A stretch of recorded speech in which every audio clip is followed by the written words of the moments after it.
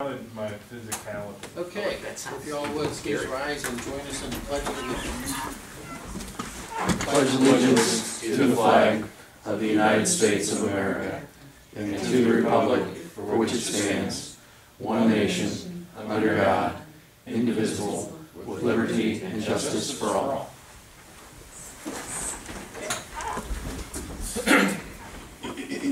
We've had a chance to look at the minutes from the last meeting. Does anybody have any questions about the minutes?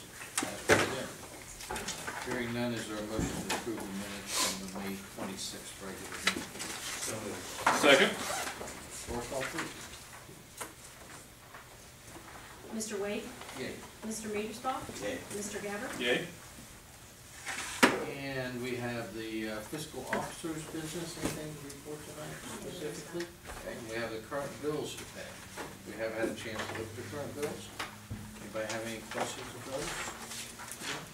Is there a motion to pay the bill? So moved. Second. Roll call, please. Mr. Metersbaugh? Yay. Mr. Gabbard? Yay. Mr. Wade? Yay. And at this time, we do have a public hearing scheduled, so I'd like to entertain a motion to recess the regular meeting and open a public hearing. Is there a motion to recess the regular meeting? So moved. Second. Roll call, please. Mr. Gabbard? Yay. Mr. Wade? Yay. Mr. Metersbaugh? Jeffrey? Yes, this request is from the application of Jessica Brockman, agent for Amy Bowler, to amend zoning resolution and map for .607 acres located at 6870 State Route 48 in Section 30, Town 4, Range 4, Clearcreek Township. Parcel number is 0930-128-0090, account number 0115258, from residential to rural residence plan unit development, R1 PUD, residence zone R1. All right, now we got all the good stuff. Let's see what's going on. What's going on? All right, gonna walk over to the board. Oh, we are on State Route 48, south of 73, north of Lower Springboro Road. We're actually south of the current entrance to Hoffman Reserve. This is a larger map, so this is the access currently used for Hoffman Reserve. This is the parcel. That's our rental. You look around the property from zoning classification, it is currently surrounded by R1 residence zone. Within proximity, you have township residents, 2 properties removed from a neighborhood business classification. When this property came forth in 1981 for a zoning change from R1 to R1 PUD, this was the site plan that was used for approval. At that point in time, the application was coming forth to use the single-family home and turn it into a professional office, which has been used since that point in time. 2006, the applicant, who was the current applicant, came forth and asked for a modification, expansion of use. During that time, wanted to have the ability to have single-family use on the site, along with the expansion of the professional office to allow attorney, accountant, architect, engineer, insurance, and real estate. Kind of debated at the township modification level. Ultimately decided, was it appropriate to have both options, and ultimately decided it was not. It was appropriate to expand out the office expectations. With that, there was also a restriction placed that parking would be limited to 3 parking spaces. So there was concern about how much can you actually do on the site, where can things go, and the like. There was also debate about, is the leach field sufficient for an expansion of residential on the site? If you have some of these other uses, how can things go about? Ultimately, when this application came forward, there was discussion with the health department, and the system that is in place was an expansion system, which the applicant can talk a little bit more about, is set up as a residential opportunity system as opposed to being the capacity for the business on the site. So, typically you're looking at things, you're saying, why is this appropriate, why is it not appropriate? Within the land use plan, we're expecting this to come back to a residential classification, because we don't actually take care of PUDs on the land use plan. Don't talk about those types of uses. This has been one of those oddities. So when zoning commission looked at it, they kind of looked at it as what we call a spot zone. It kind of exists in the middle of somewhere. We're not exactly sure why and the like. Obviously, in 1981, there was expectations of use, where things were going to go and the like. So there is rationale about why the zone change occurred. But when you look at it from today's standpoint, is it appropriate to remain a office use, quasi-office use, so to speak, underneath a residential classification, or is it more appropriate to bring into a residential wholly classification? The regional planning looked at the request. They said the proposed zone is consistent with the Clearcreek Township future land use plan, and it was transition of residential use compatible with the surrounding areas. When the zoning commission looked, they stated that it was a downgrade zone, which they felt was appropriate to remove the spot zone classification. They also identified the land use plan as justification for what they were doing. So, with that, I can answer questions of the board before we turn it over to the applicant for approval. And just one question about the septic system. So Yeah. the system that was originally put in was installed as residential, or has that been upgraded since then? My understanding is there's been an upgrade that occurred in 2015 Oh, to allow it to truly function as a residence, if that was the desire of this board. If not, it has more capacity than what existed previously for the office use. does anybody have any questions for Jeff about the zone change in resolution 4701? So right now, it's being used primarily for office type of functions. Correct. At the time of 1981, the expected use was a psychiatrist's office, and it held that until the early 2000s. At that point in time, medical massage was the use inside and is currently existing on the site. So that's how, in 2006, expansion of, all right, if we're going to sell this property, how do we have options that we're still fitting within character and uses? But it has not had a residential use since prior to 1981.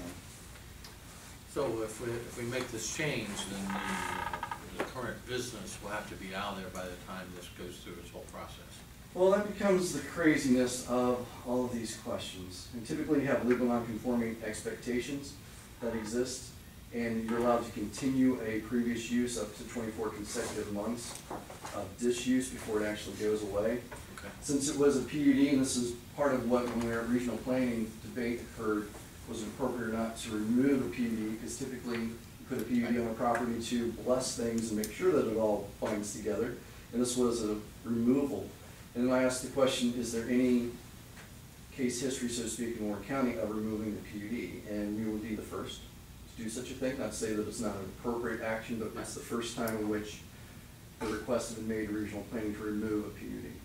So, to answer your question directly, I think that they have some grandfathering opportunity to exist within the first 24 months to continue the stated 2006 listed uses as it would go for. Okay, if month 24 gets here and they're not out, the business is no longer there, what kind of power, what do we have behind us to get them out and to comply with what we changed today, Okay.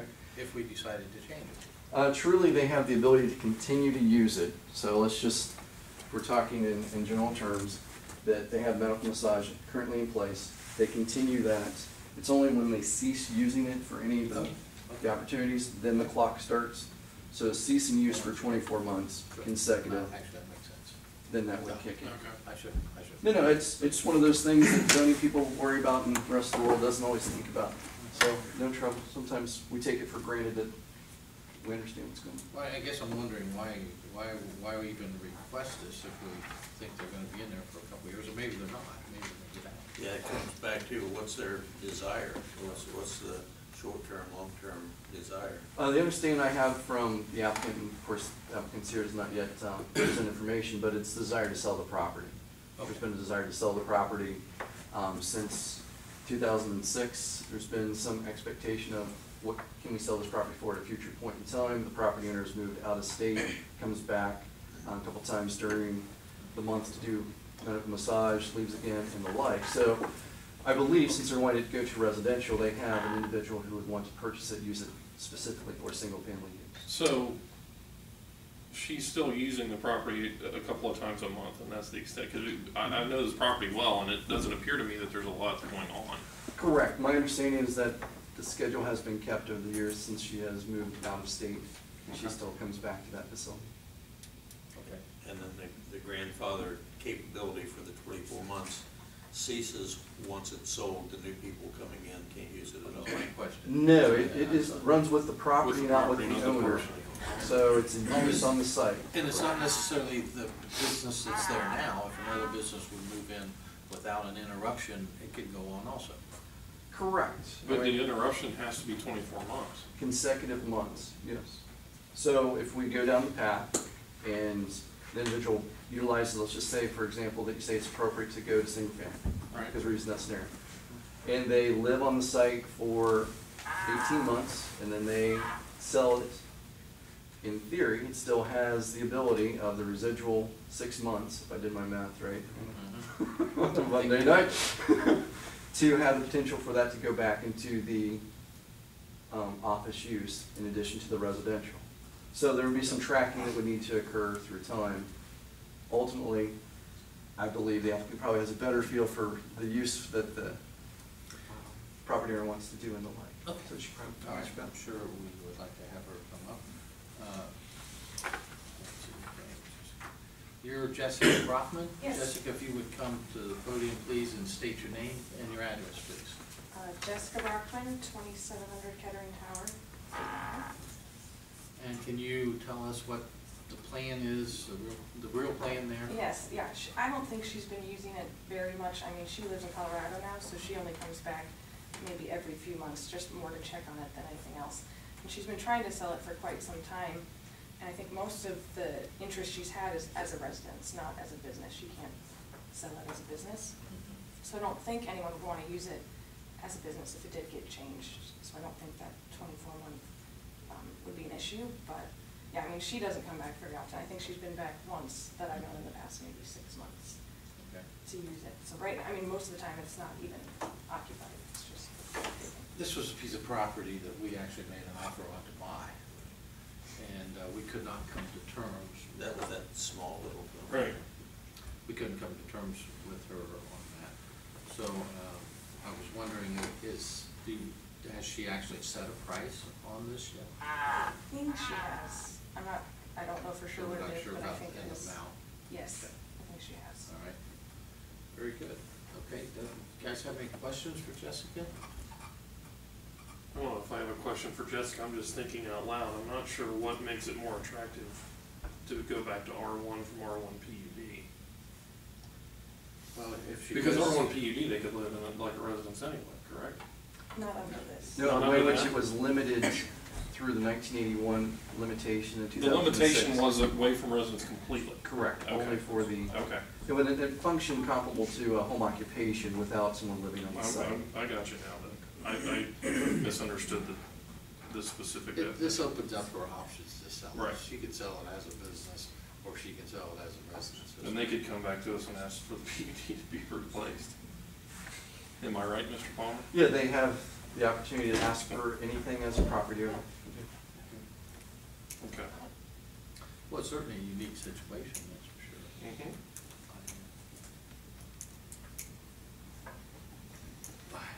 I can vaguely remember back when we changed it, and it seemed to be non-intrusive to the area. That's been, what'd you say, 81? Yes, sir. Holy crap. For the record. Just for the record. That just makes me think of how old I The really am. minutes were done on a typewriter, by the way. Well, with 2 fingers, too. Yeah. I'm sure. Ernie was fast. Wow.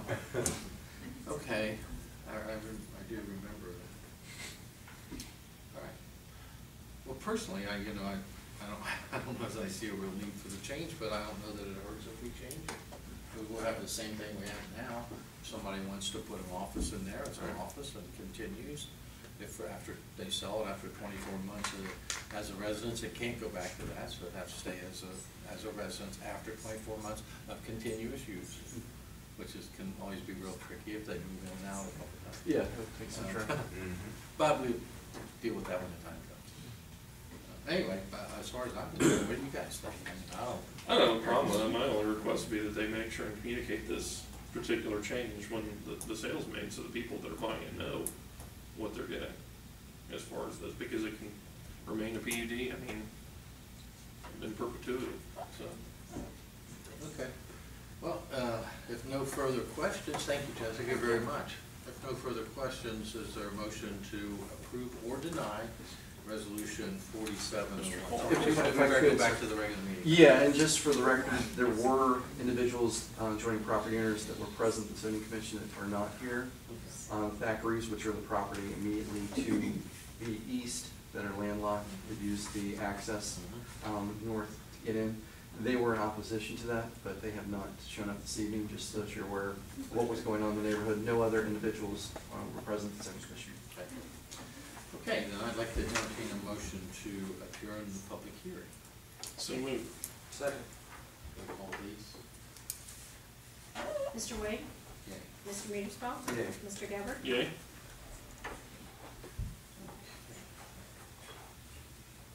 Okay. And back in the regular meeting, the agenda has an item we just discussed in the public meeting as resolution 4701. Is there a motion to approve or to deny 4701? So moved. Motion to approve, right? Yes. Okay. Second. Roll call, please. Mr. Mearsclaw? Yay. Mr. Gabbard? Yay? Mr. Wade? Okay. Moving on to unfinished business. Anybody have any unfinished business to bring up tonight? Okay. Under administration, anything? to bring up? No agenda items. I got a few staff things, but that'll be at the end. All right, under the police department, we have resolution 1702, a resolution accepted donation from Symptoms Fully Insurance for the Clearcreek Township Police Department. Pat Foley stopped in today, representing Symptoms Foley, and wanted to donate $500 towards Safety Town, and asked that it be used to purchase T-shirts for kids. We give those kids upon graduation each a T-shirt. Okay, so a motion to approve 4702. So moved. Second. Roll call, please. Mr. Gabbard? Yay? Mr. Wade? Yeah. Mr. Mearsclaw? Yay. Then we have 4703, a resolution accepting the donation from Cheryl Mikesell for the police department. Ms. Mikesell sent a very nice note and a $200 check for the police department asking it be used to earmark towards Safety Town. Said she had some grandkids that will be going through it eventually, and was appreciative of the idea and wanted to go ahead and send some money in to help out. So I guess the board will accept her kind gesture. Is there a motion to approve 4703? So moved. Second? Roll call, please. Mr. Wade? Yay. Mr. Mearsclaw? Yay. Mr. Gabbard? Yay? And resolution 4704, a resolution to update the schedule of fees for the Clearcreek Township Police Department Public Fingerprint Service. I think about 2011, we adopted a pay scale for the fingerprinting service. We've gone back and did a study on that for the last year to see how that's going for us, because it's every year it's the amount of fingerprints we do has risen and risen. We did almost $50,000 worth of fingerprinting in that 12-month period. So we looked at backing out, the time that our clerks had in doing that, some software costs, so forth. At the end of that, we actually make about $5,600 a year on that. We got probably over 3 or 4 years hardware cost again. So when I say we make it, really it's just putting in the pot for that replacement. Last time we bought the new equipment, fire and police split that. I think the system now is going to probably get pretty close to being able to be self-sufficient in funding that just off of the proceeds from that. So we'd like to just tweak the number a little bit on the FBI BCI check to be 60. The others will remain at 30, 30, and 5, just to help with the issue of making change. People have trouble with $55 and come up with, we don't have the change to get back for the 5 and so forth, since we don't have a cash box there. So I don't think we need to raise it any other than that. Like I said, I think it's going to become self-sufficient enough not to get into Bob and I's budget to replace that equipment when it comes necessary next time, as long as it continues the way it is. Okay, anybody have any questions for the chief? I'm sorry. Go ahead. I do, just out of curiosity, because I've had several parents ask me, the school requires to have both BCI and FBI. Help me understand the difference real quick, so I can articulate that, and secondarily. BCI is the state organization. Right, state versus federal. They're the repository for all the felony convictions that would occur within the state of Ohio, and FBI would be nationwide. We run double checks when we run somebody's record, because it's not one consolidated report system someplace. So if we want to look for a bad guy's prior record, we have to run the same kind of checks to go out and get that in a different manner, not through fingerprinting most of the time, but through our computer systems. But BCI is the state organization, FBI would be the national. And there are inconsistencies between the two when, if you were to run those? That's Absolutely could be. okay. You could have a federal conviction and no state conviction. No, I understand, but I guess I assume the federal would encompass the state information as well, but it is not. There's Okay. totally separate. Okay. That's been the big, because we volunteer as parents, right? And then we have to spend $55 or $60 to go volunteer. Right. That's the struggle. We do it as a courtesy, because we're. No, close. listen, it's difficult for people to understand that we don't house. Right, we're not, material. yeah, we're not making a bunch of money So on we're it. at their mercy on sending those reports Sure. to the various agencies that get earmarked when they come in. That's understood. So we do our best clearing it out, but Yeah, I think that's probably all the changes we need to do right now, Okay. and continue it as we're doing it now. and it's a 3-year check. Yeah, about every 3 or 4 years that we're replacing hardware. We have a Okay. software expense every year, and it's about $800. So that's incorporated into what we're already paying. But it's getting to the point now at these prices where I don't think there's a necessity to try to make money there. No. We should, I guess, but we do have to replace costs, and I think it's gonna be self-sufficient enough to stay out of our budgets for Right. replacement when that time comes. I agree. Makes sense to me.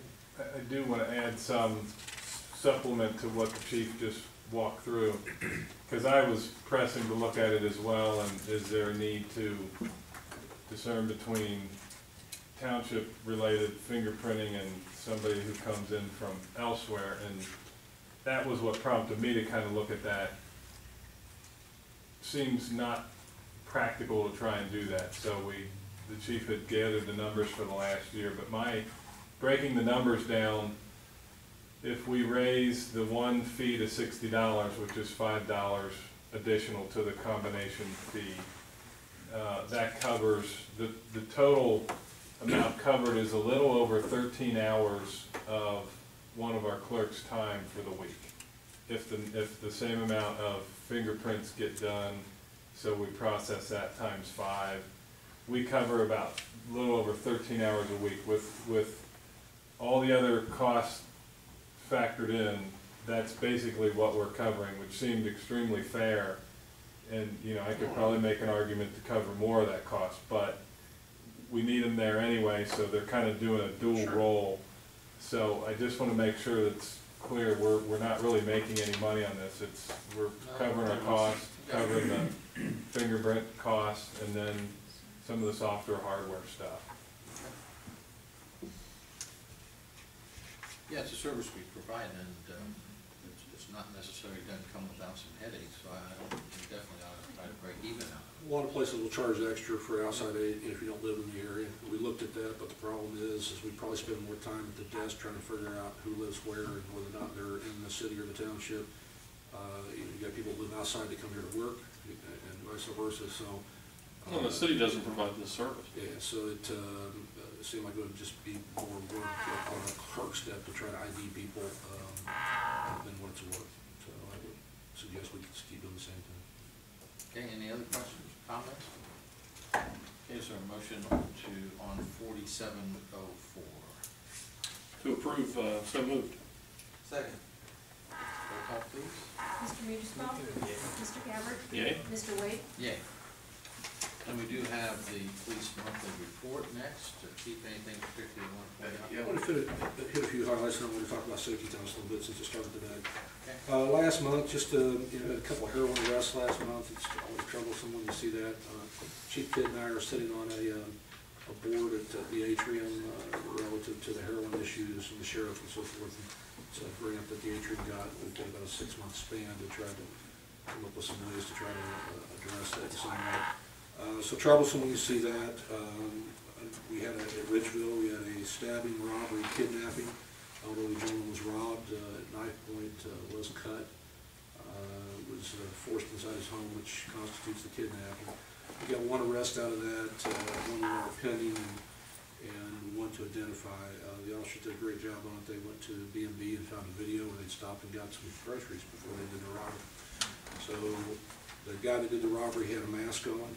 We think we've identified some things there will help us with that, with Bo's help up there at B&B on some of that, and to make light of it, but I think he has offered a reward of a free Bo sandwich if somebody advises who the picture is, but he's got it posted in his store as a wanted poster for us, so whatever we can do to get help on ID and the other guy we're after, so. Had a couple removal of children last month for some drug charges and some other criminal charges. That's disturbing. And we spent about 100 hours on a Click It and Ticket national program. That's all grant funded. So that money's reimbursed back to us. Some citations were issued out of that, but we participated in the Click It and Ticket. And we had some scam issues occurring. I know we had some stuff at the end of the tax season. I talked about maybe a month or so ago. These are the send me $500 to get your $2 million you got in Turkey or wherever. So we had half a dozen of those things pop up last month that were reported. So if it sounds too good to be true, don't do it. Luckily people reported that and didn't get caught up in that. So unfortunate to see those kind of things. Safety Town started this morning. If I could give a brief thing about that. We had 161 people sign up. We set aside about 280 slots. Expecting maybe half the sign up. I said if we got 100, I'd call it successful. So that's where I'm at. We got 161. We did our first class, started this morning. Graduate Friday. We had 21 in that class. The mothers and fathers come drop the kids off. We're very appreciative. Had a lot of thank yous for the program. So I appreciate the support on that. We've been able to consolidate. What we first looked at was probably about a 7 or 8 week stretch to get everybody through that signed up. We've been able to consolidate that down to about 5.5 weeks right now, which conversely converts back to saving some money on our end a little bit. We've got four full weeks where we have a morning and an afternoon session, and we've got 2 more half sessions. The officers that are assigned to that detail have other things that they can do on those half sessions. It's stuff I'd be paying for anyways, so their time's not being wasted on the half session. But I think excuse me, I've had no voice on the weekend, so from the surgery I had. I think maybe a month or so I talked about the possibility that maybe have $9,500 in overtime going out. I think we're going to reduce that down to about $7,500 and may crunch that some more as the weeks go and see if we can consolidate any more of those kids into other shifts there. I mentioned in the past that we had a $5,000 grant from Safe Routes to School. We were working to get that grant rolled over to cover the overtime. That has been approved. So of the $7,500 that we expect to expend right now, the first $5,000 that will get reimbursed back. They're reimbursing our full-time officers. I'm backfilling those officers with a cheaper rate of our part-time officers. But they will reimburse us the full $5,000 out of that program. So hopefully in the end we may have about $2,500 involved out of our pocket to pay for that time. So we have graduation for the first class Friday. You're more than welcome to attend and help me graduate the kids at 11 if you have some time. The parents will be there and the children will be there, and they'll have completed their program. Interesting to watch today. You think things as easy as 911. We talked to the kids about 911, calling 911, and what's 911 about? It's about emergencies. Well, how do you call 911? It took 7 tries to get the 911. Just what you think is, most kids would have learned by now the value of trying to reinforce that to them. So, a little tidbit that I found interesting today that not that they lack anything. It's just they connect the emergency. They don't connect it. That means dial those numbers. So that's part of what that program's about. So, any questions? I'll be more than happy to answer. That 161 number is all the students from beginning to end? Correct. We have 161 signed up currently. Do you expect others to come? We're leaving it open right now. The 4th of July area is a little weak. Obviously, people are going to be out of town, so we're trying to re-crunch some of that back around, and thought it fair we leave it open for just a little bit longer. We've got some room in a couple of classes, and we're trying to get about 20 or so in each one, but we can go a little bit above that. So we'll leave that maybe about another week and a half to 2 weeks, and then probably stop it at that point. but I think we can still crunch those in without any additional cost, because those slots are gonna be within that 5.5-week period, so. Are we getting any assistance with personnel from Springboro? Springboro supplied their police officer today, and unfortunately for them, they don't have any grants or anything to reimburse their money back. So Lisa Walsh was there today and teaching, and expect her participation in that.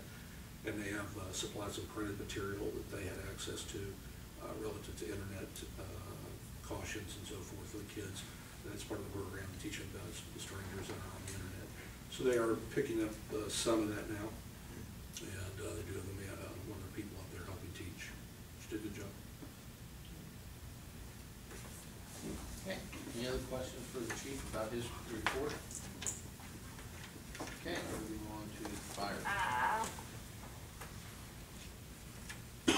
Kid, anything special? I see we have a resignation recommendation from Richard Williams. Yeah, he thinks in his best interest to go ahead and resign from the department this time. Okay. Is there a motion to accept the resignation from Richard Williams? So, Second? Roll call, please. Mr. Gabbard? Yay. Mr. Wade? Yay. Mr. Wiegersma? yay. And then we have a purchase recommendation for some protective fire equipment, $51,788. And then an ambulance purchase from Burgess First and ambulance sales for $235,000. All the items were budgeted for the year. The turnout gear and helmets and boots are part of an ongoing replacement process. I don't know if we even end up buying all 12 sets of gear for this year. We have a set number that are set for 5 that are set for replacement. The others would be for if we have gear that's damaged to be on repair or something to that effect, where if new hires were to come in. Okay. The ambulance is budgeted and projected for this year. Talked to the sales guy. They're going to have some mandated improvements that go into effect for anything ordered after July 1st. So we're going to see a cost increase. Originally, we were going to wait until September to go for this. But if we can beat the cost increase, we thought it would be in our benefit at this time. So we'll still get the updates, but hold on to the low numbers. We won't get the new updates that go into the system that are mandated, but You're not concerned about, I mean, they're no big deal. not stuff that I want to pay out an extra 8% on the ambulance for. These items are state bid items? Yes, I'm sorry, this is part of the Ohio State procurement contract system, so the state luckily does the bidding for us, so we don't have to go through that process. Now, we'll be taking an ambulance out of service. Yes, we'll be replacing a 2003 Freightliner ambulance. It's the oldest in our fleet. Our fleet replacement cycle is 10 years. This one will be 13 years when we actually move it out. And we're trying to make sure we're spacing the ambulances 2 years apart, so we don't have them all bunched up together in the future. We've had too many of our vehicles based out of necessity at the time that were just purchased as a group. The problem is all of them die at the same time, and their maintenance costs also. Have we been having a lot of problems or service issues on this 2003? We do. The exact cost I can't give you. I can go back in the records and get that for you if you would like it. Currently, we have the air conditioning unit in the back is on a bypass loop, so because they can't get a part that will fit in there anymore, but our mechanic made it work with some extra tubing.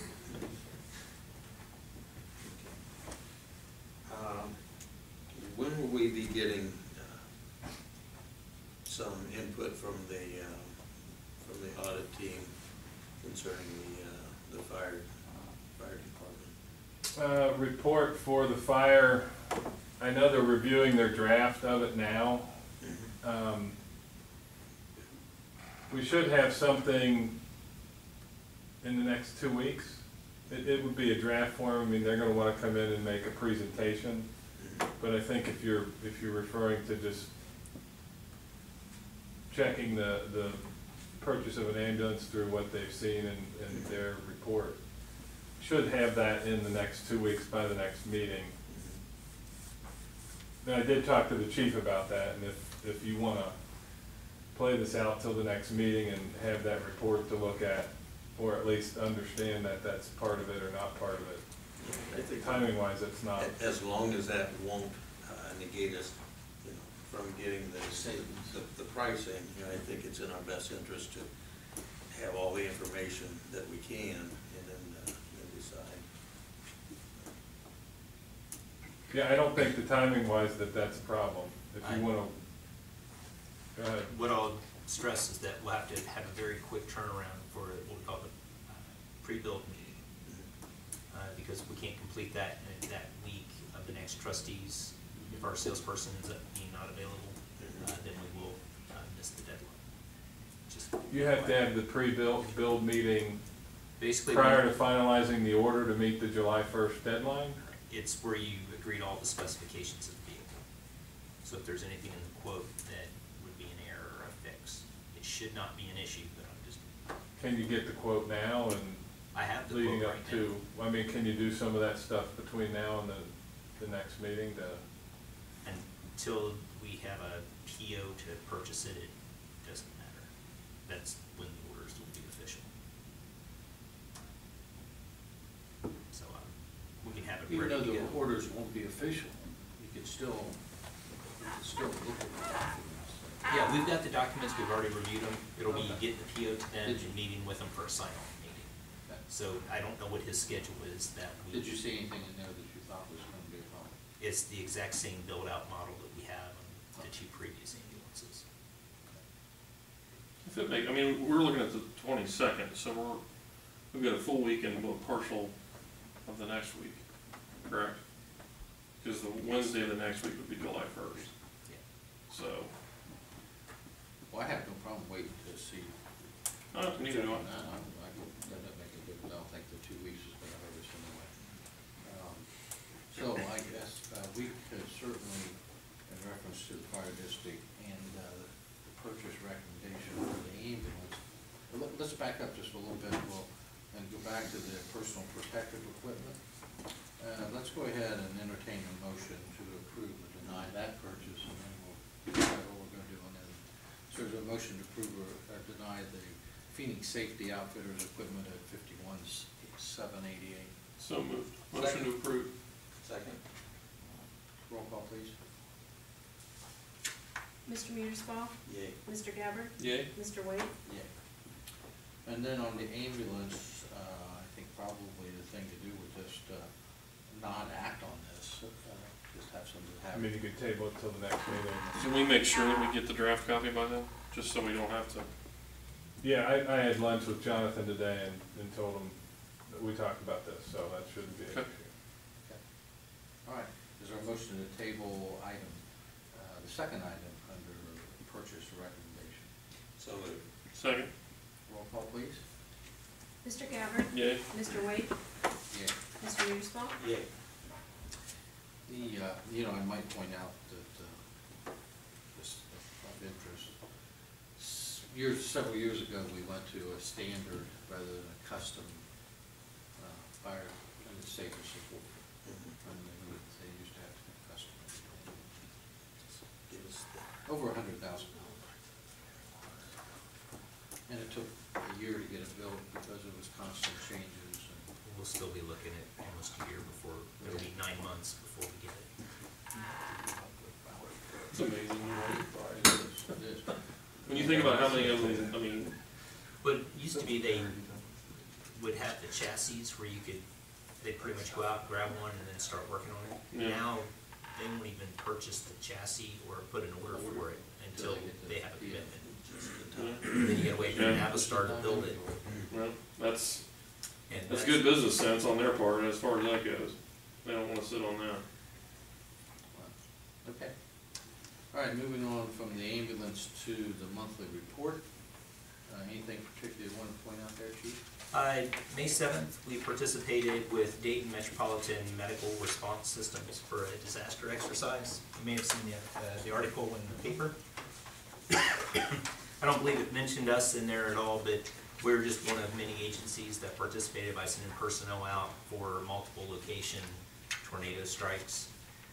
We fall in a unique area since we're between Dayton and Cincinnati. We get to participate with both groups and have the resources from both regions available to us. Okay.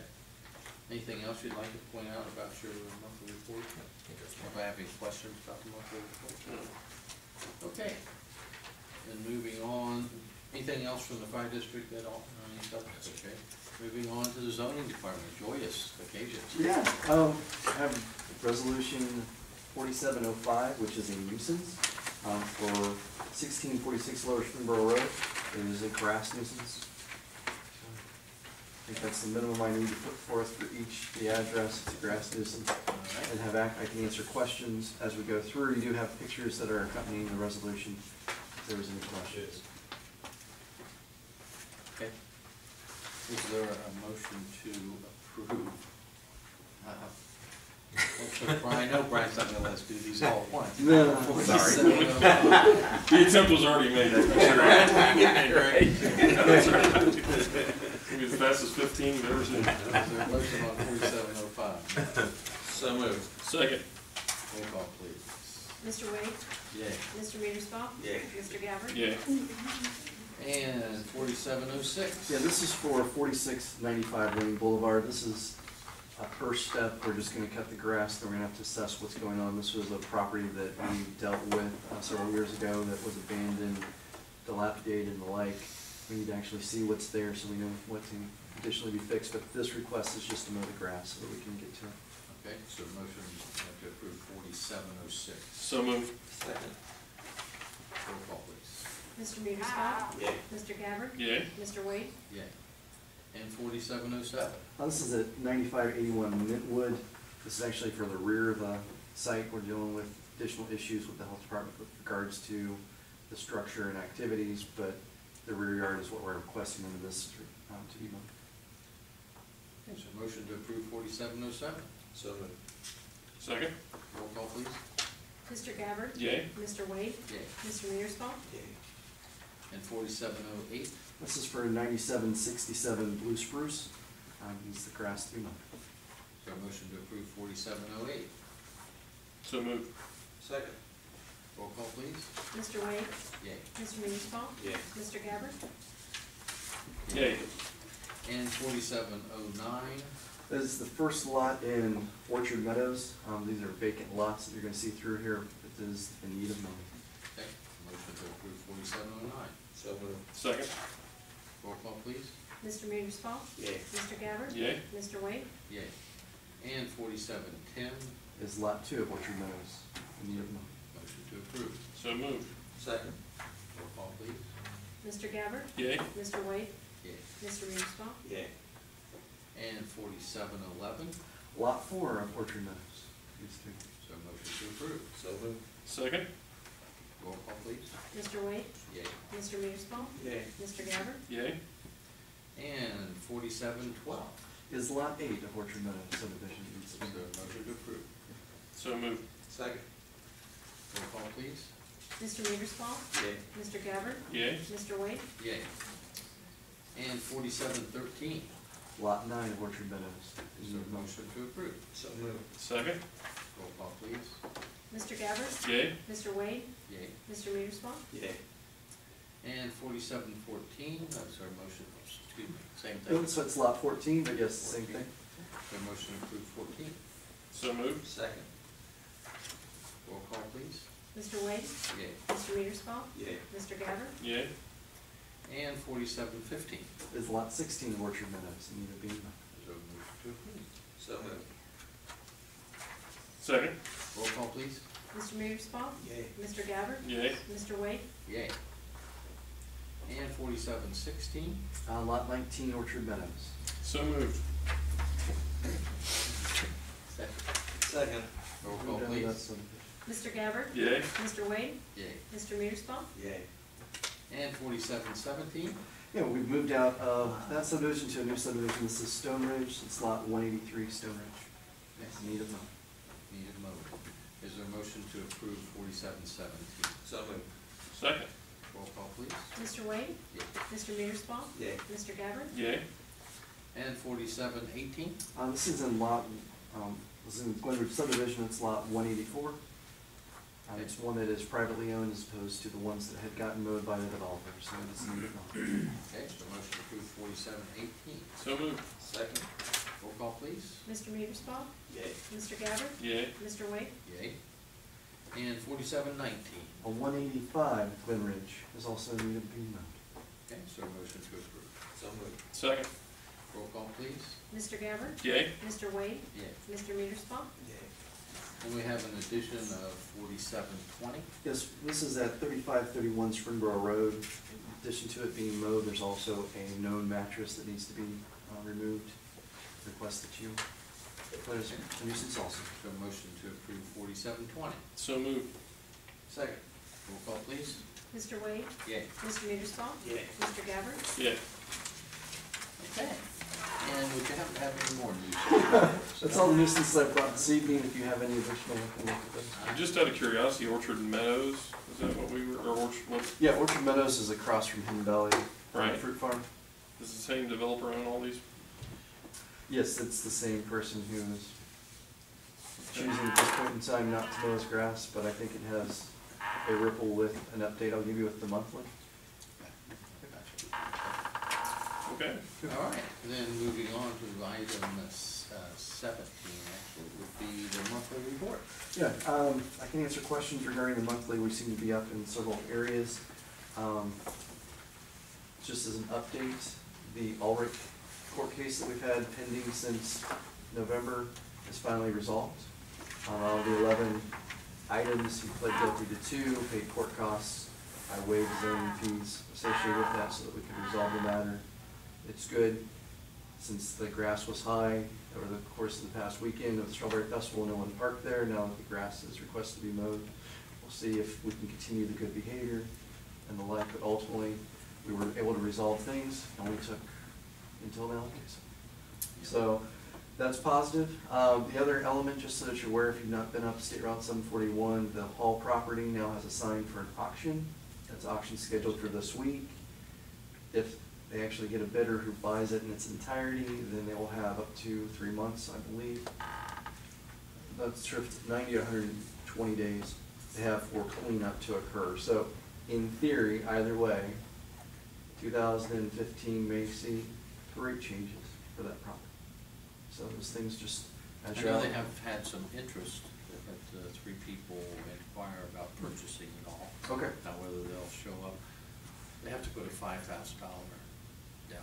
down. And that's non-refundable, as I understand, if they don't get it in mowing condition in the allotted amount of time. Yeah, I think that was, it may be a detractor, but with all of the recyclable monetary items that I've witnessed historically on the site, it is an appeal to that type of scrapper. So hopefully there's enough to make worth your while. They were showing the property today. I got a call from Mr. South, when we called the other day, and I had contact with him about some security issues there. The call today was that Mr. Hall was across the hallway taking pictures again, so, he did enter the property. They had 2 prospective buyers here today, and we'll accommodate some auction issues to try to get this thing sold and get it off of our plate, so, I'll have some policemen up there for that period of time. Good for you, thank you. Well, hopefully it just gets sold. Yeah. Moves on to another property owner. Wow. Yeah, oh, good. Now, the nuisance that's on 48 across from Hidden Valley, Mhm. that's owned by the developer that's living in Cincinnati now? That is correct. And that's the area that Ulrich used to mow for him? Correct. Part of the agreement they had was that Ulrich would mow in exchange for parking on the site. Since we severed that tie through this case, no one's mowing that site. So Mr. Ulrich requested those be declared a nuisance. That's the other part of the thing. And so it goes. Yes, so. Are you If going you- to contract him to mow it for him? No, I will not contract him to know that, but it is nice that everyone has a feel to be vindictive, isn't it? So, Wow. That's It where we meets our stand. nuisance standard. it does, however, it does meet the standard, and that is, it's above 18 inches in a private subdivision. I'm not sure how he's wanting to sell lots that he doesn't allow people to walk and no boundaries on. Sure. And it always Oh. amazes me that If you wanna sell it, don't cover up your signs with grass. Cut it so people can see what you have to sell. It's definitely a marketing position that puts you in a bad spot. Yeah. Rustic. That would be RR1, really rural. Okay, anybody have any questions for Jeff about his monthly report? Okay. Anything else, Jeff? Not at this time, sir. Okay. Road Department, we have a recommendation to hire part-time personnel. Mark W. Laban as a probationary part-time road department, starting on Monday, June 15th, at an hourly rate of $15. Is there a motion to hire this part-time person? So moved. Second. Roll call, please. Mr. Petersball? Yay. Mr. Gabbard? Yay. Mr. Wade? Yay. And then we have a prepayment recommendation for street surfacing prepayment for the Warren County engineer. We've been talking about this on a couple of occasions, so I think we all know what that is. Mhm. So a motion to go ahead and pay the Warren County engineer the amounts described. So moved. Second? Roll call, please. Let me, before you take your vote, let me just clarify. Last year, there was some agreement that you all put in place, and then the county commissioners likewise, and there was an agreement signed, but talking to Brian some and then Linda, that's not it's not a necessary step, but I just want to make sure it's clear that this is a prepayment, which is reflected on the agenda as well. So as you approve it, it's same as it was, and this should cover any necessary approval processes as it's prior to the street resurfacing. Prior to the project. Okay. I'm certainly comfortable with it. Everybody else? And what street is this? This is a dozen Just the different whole- streets. Yeah, it's the whole project for the year. I think the bid came in at 267 Yeah. total. We estimated somewhere around 300,000, so hopefully it keeps that course. Yeah. Great. Okay, is there a motion, or we have the motion and a second, roll call please. Mr. Gabbard? Yay. Mr. Wade? Yay. Mr. Petersball? Yay. Okay, anything else from the road department? Anybody might know? Scott will give an update when he's here. He's on vacation this week with his family, so. Okay, good. And we have some staff updates. I have a few items. One, the traffic signal should be getting electrified here in the next 2 days. I can bore you with the details of why it's been sitting there, but bottom line is hopefully it will be electrified, and then electrified meaning Duke put the electric to it. When it gets It's gonna turned turn on on. and flashed, I'm not sure of that date, because that'll be the contractor that comes and does that. Okay. Haven't talked about it for a little bit, but we probably should put some dates or expectations for the aggregation. If it's going to go on the ballot, we need to start moving forward with the documentation that does that. I believe beginning of August would be the deadline to place an issue on the ballot, but I just want to make sure everybody's ready to move forward on getting that in front of you, whatever it is you have to approve, which I'll still have to work out. Right.